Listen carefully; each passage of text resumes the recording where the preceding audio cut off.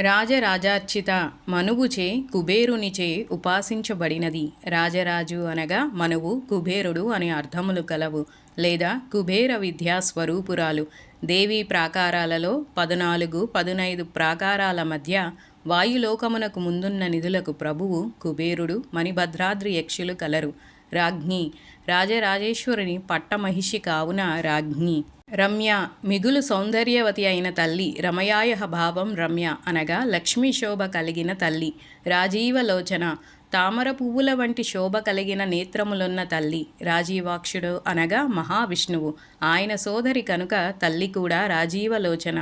రాజీవ శబ్దమునకు లేడి, చేప అను అర్థములు కూడా కలవు. కావున లేడి కన్నుల వంటి అందమైన కనులు కల తల్లి, చేప వంటి కనులు కల తల్లి. రంజని భక్తులను రంజింపజేయు తల్లి. మంకెన పువ్వు దగ్గర ఉన్నటువంటి స్ఫటికము వలె అరుణవర్ణ అయిన తల్లి.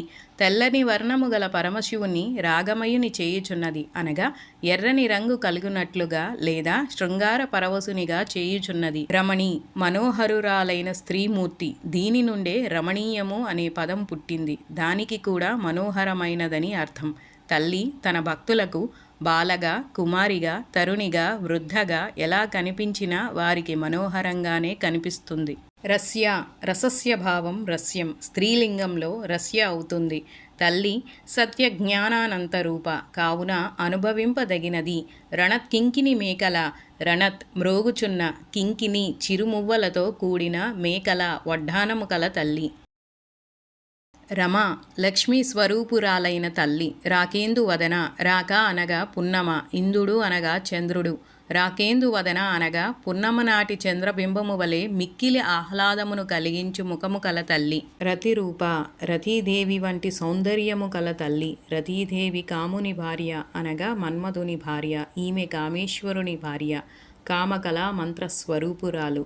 రతిప్రియ రతీదేవి యందు ఇష్టము గల తల్లి. రక్షాకరి రక్షణమును చేయు తల్లి. రాక్షసగ్ని రాక్షసులను సంహరించు తల్లి. భండాసురుని, మహిషాసురుని ఇంకను అనేక మంది రాక్షసులను సంహరించిన తల్లి. రమా అన్ని స్త్రీ స్వరూపములు తానే అయిన తల్లి అనగా త్రిగుణములతో కూడిన శక్తి స్వరూపిణి. యోగులు తల్లిని హృదయమునందు నిలుపుకొని ఆనందింతురు కనుక అమ్మ రమ.